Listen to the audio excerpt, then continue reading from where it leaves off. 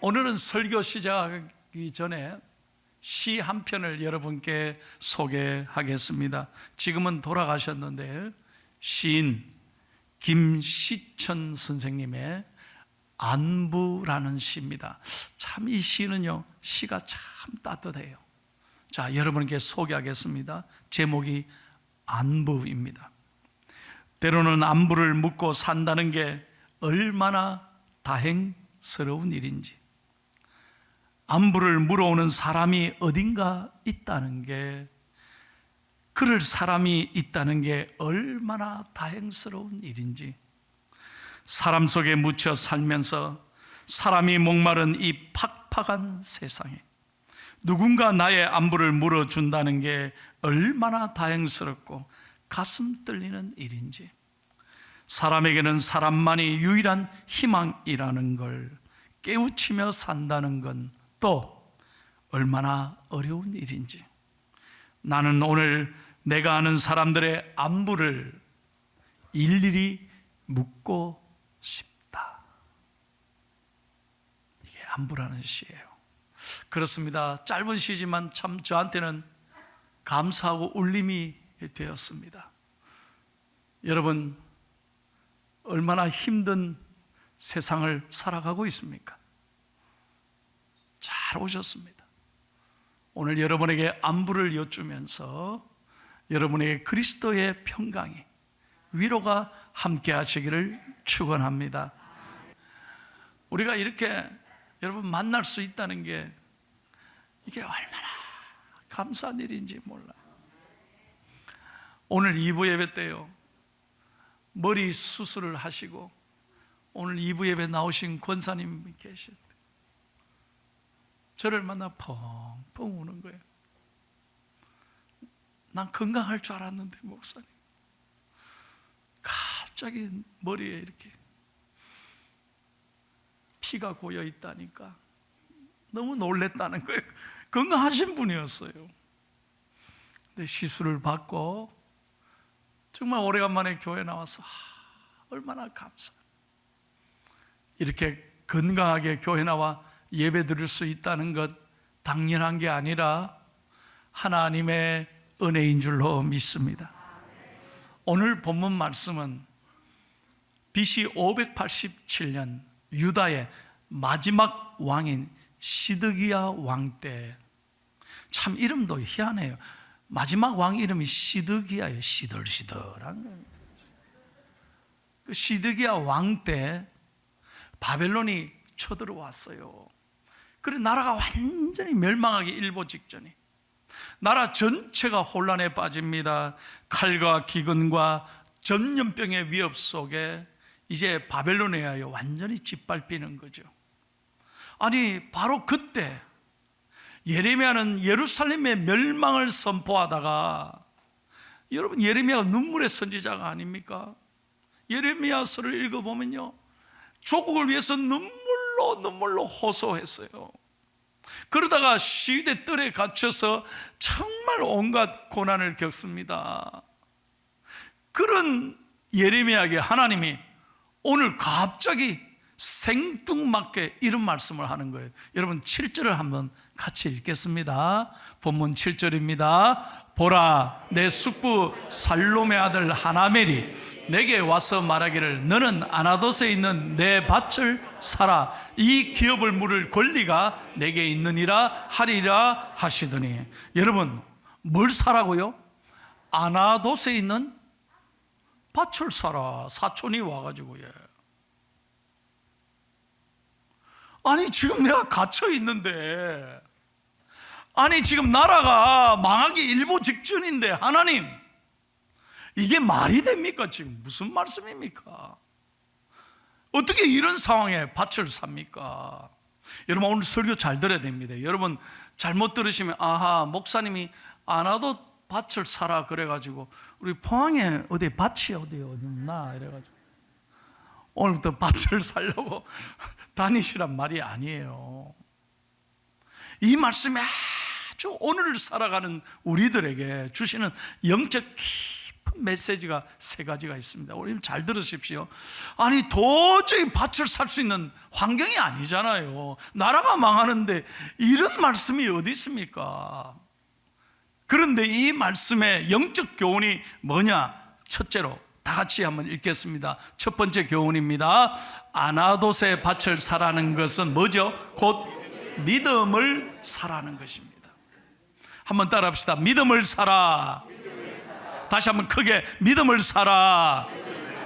예, 믿음으로 여러분 투자하고 믿음의 소중함을 알고 살아라 이 말이죠. 여러분 지금 제가 말씀드린 땅 살 이유가 하나도 없습니다. 우리 같으면 사겠습니까? 나라가 망하는데 무슨 땅을 삽니까?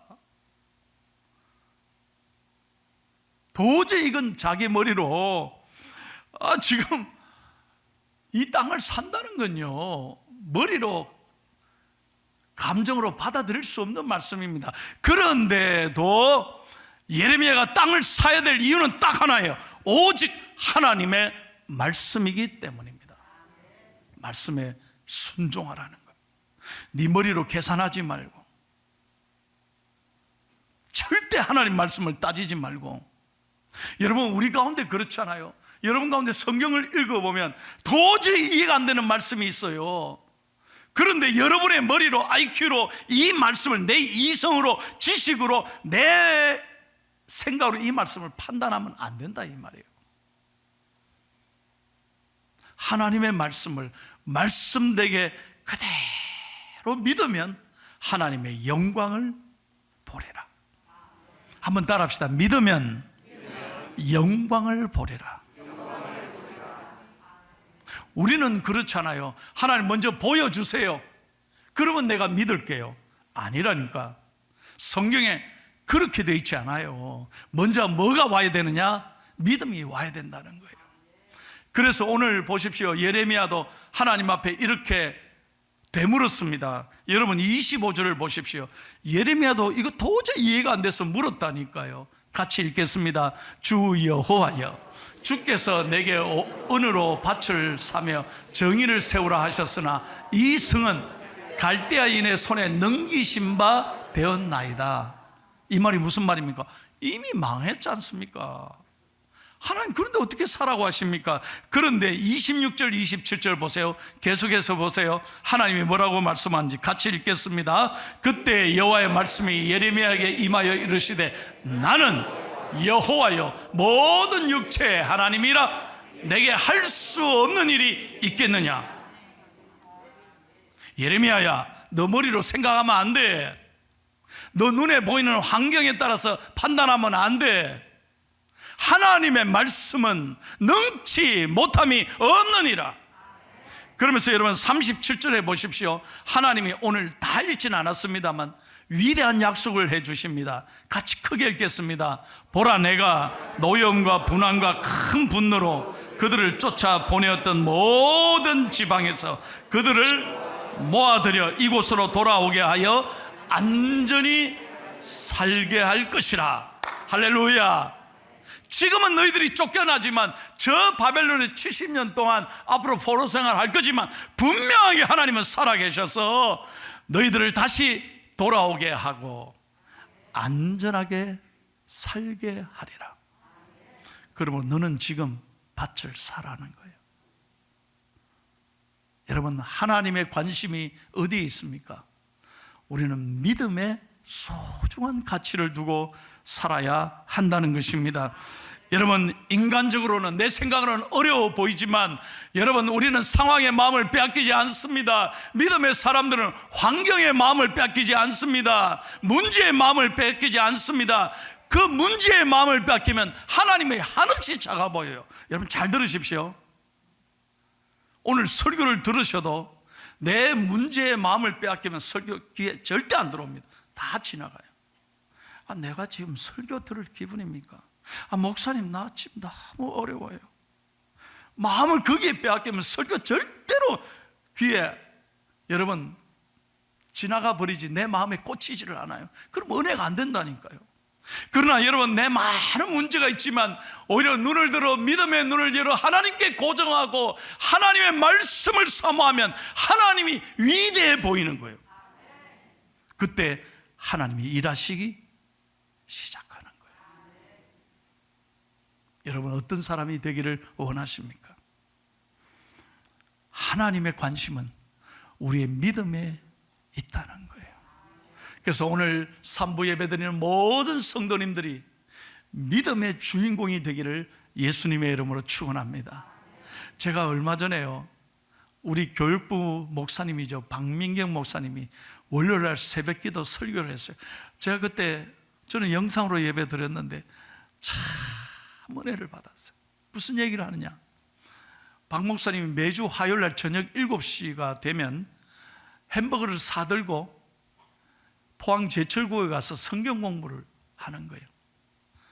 그 성경 공부 화요일날 햄버거 사들고 가들면 그 성경 공부를 하러 가면요, 아이들이 수십 명 온다는 거예요. 그 중에 한 40%가 교인이고 나머지 60%는 교회 안 다니는 아이들이래요. 근데 햄버거를 먹고 싶은 거예요. 목사님 햄버거 사주니까, 또 햄버거 먹고 말씀 들으니까 학생들의 마음을 여는 거예요. 그래서 햄버거 먹고 말씀 듣고 우리 교회 등록한 고등부 학생들이 몇 명이 있다는 거예요. 일단 잘 먹여야 돼요. 그런데 그날 성경부 끝나고 한 아이를 집으로 데려다 주면서, 그 아이는요 수학을 진짜 잘하는 아이래요. 보통 하나 이상 별로 안 틀린대요. 그런데 대학 입시를 앞두고 마지막 수능고사, 모의고사의 수학을요 4문제나 틀렸대요. 그래서 목사님이 차 안에서 그 학생에게, 야야, 너 마음이 힘들겠다, 아프지? 그러니까 걔가 목사님을 쳐다보니, 목사님 나 괜찮아요. 깜짝 놀라, 괜찮아요. 그래? 그러면서 학생이 하는 말이, 하나님이 저를 어떻게 쓸 줄을 아니까 저는 절대로 낙심하거나 두렵지 않아요. 여러분, 이 아이가 계속해서 이런 말을 합니다. 목사님, 제 인생이 시험 문제에 있는 게 아니라 시험을 어떻게 치든 간에 하나님이 내 인생을 이끌어 가실 거다, 이 말이에요. 얼마나 감동적인 얘기예요. 얼마나 자랑스러운 얘기예요. 하나님이 내 인생의 답이다. 수학 문제 1개 틀릴 수 있고 2개 틀릴 수 있고 몇 개 틀릴 수 있고, 거기에 마음을 물론 잘 치면 좋겠죠. 그러나 몇 개 틀렸다고 내 마음이 거기에 무너져. 여러분, 어떻게 살아가시겠습니까? 어디에 내 마음을 두고 사시겠습니까? 오늘 아나돗의 밭을 사라는 말은 너희가 믿음으로 서라는 거예요. 믿음으로 서라. 하나님 말씀 붙잡고 어떤 상황에도 믿음의 사람이 되면 하나님은 여러분의 길을 선하게 인도하실 줄로 믿습니다. 두 번째로, 아나돗의 밭을 사라는 말은 희망을 사라는 말씀이에요. 한번 따라합시다. 희망을 사라. 크게 한번 자기 자신에게 선포하세요. 크게 희망을 사라. 믿으시면 아멘.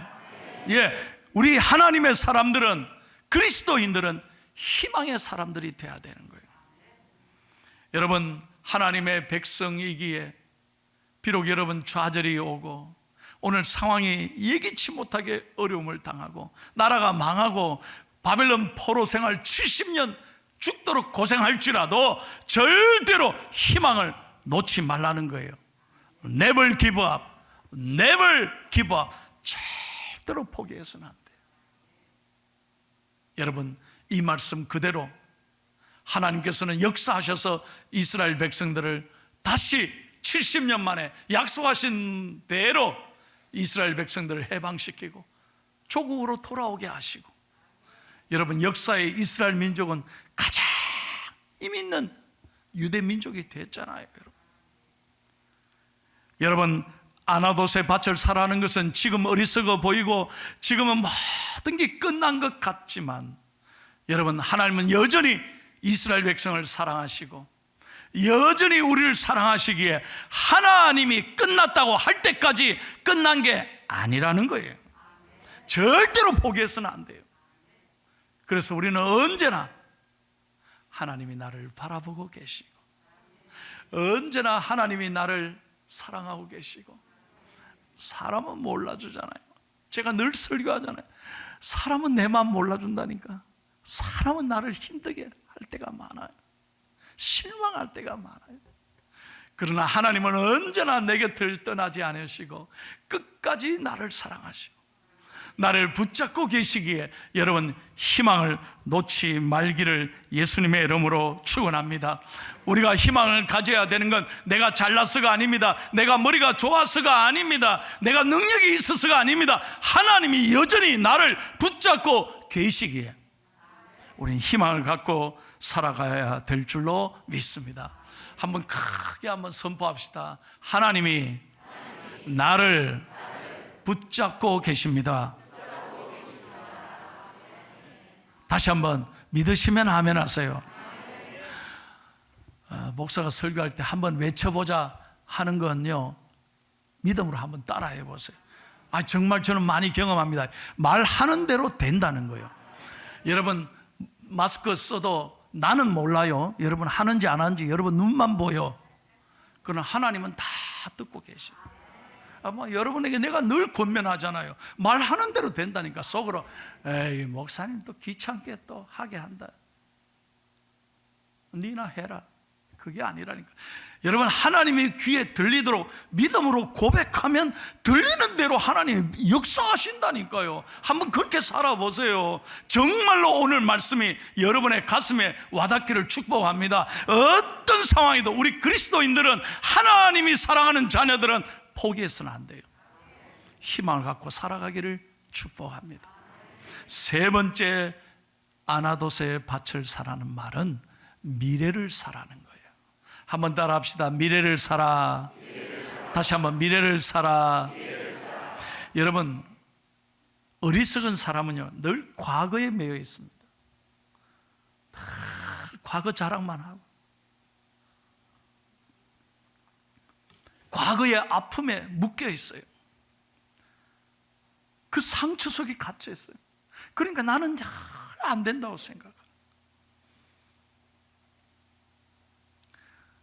그러나 정말로 믿음의 사람은 그 아픔의 과거가 있지만 오늘 현재에 감사하고 미래를 바라보는 거예요. 다시 한번, 오늘 현재에 감사하고 미래를 바라보는 거예요. 자, 제가 오늘 설교를 준비하면서 여러분에게 역사적인 아주 중요한 교훈을 하나 보여드리겠습니다. 여러분, 영상을 하나 보십시오. 이게 어디일까요? 예? 이거 어디일까요? 미국의 49번째 주, 알래스카 주입니다. 또 그림을 하나 보여드릴게요. 얼마나 아름다운지 몰라요.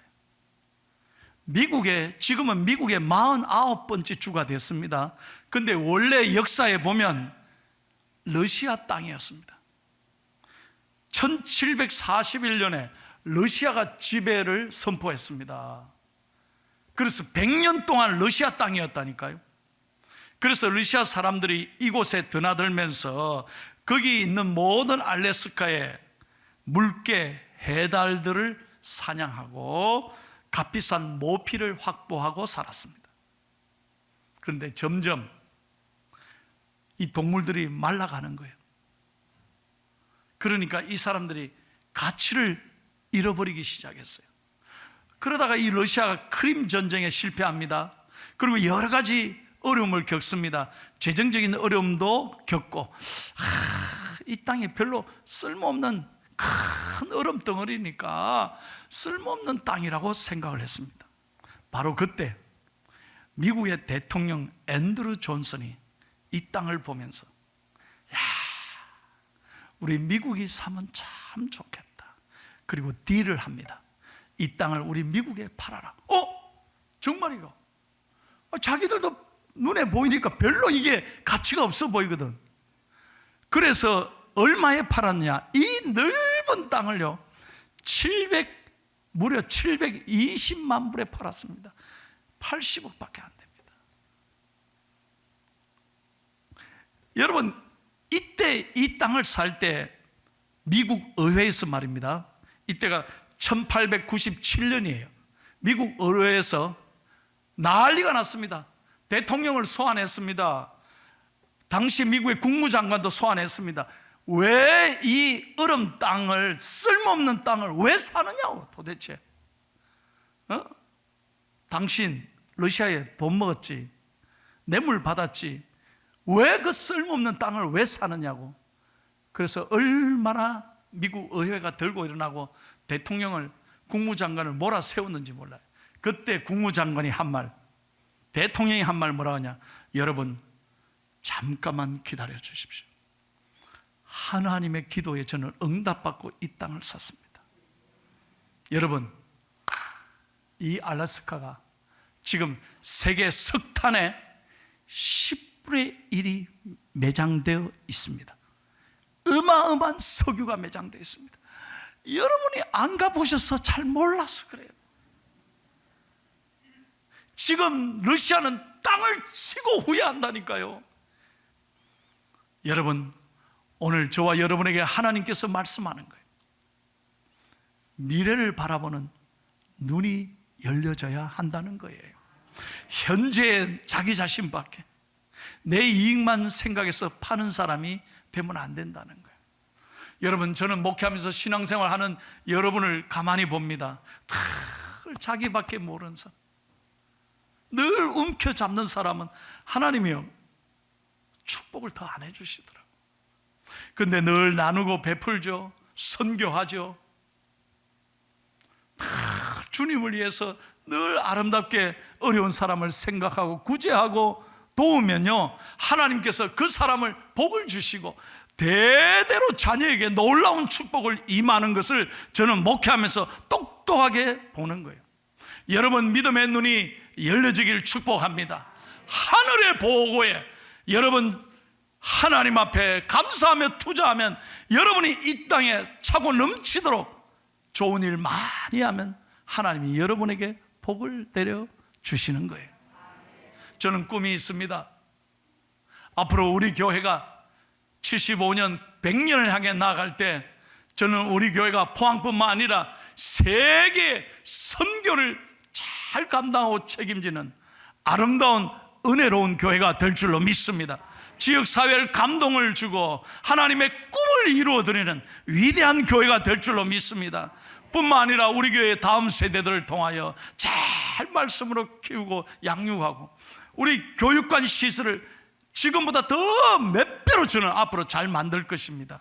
아멘 안 하면 그대로 두고 최고의 교육관 시설로 만들어서 가고 싶은 교회, 보내고 싶은 교회, 가르치고 싶은 교회로 만들어서 우리 포항의 어린 자녀들이 잘 어릴 때부터 말씀으로 자라고 잘 배워서 이 땅에 대한민국의 앞으로 통일 한국 시대에 뛰어난 리더들로 잘 만들어서 우리 교회가 사람을 키우는 위대한 교회가 되어야 될 줄로 믿습니다.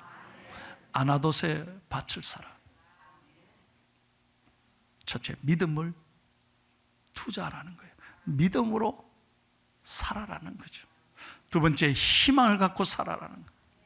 세 번째, 미래에 대한 안목을 갖고 살아라는 것입니다. 과거에 매여 있지 말고, 과거의 상처 속에 갇혀 있지 말고, 우리가 늘 예배드리고 말씀에 은혜 받고 미래를 향하여 힘차게 전진하는 저와 여러분이 될 수 있기를 예수님의 이름으로 축원합니다.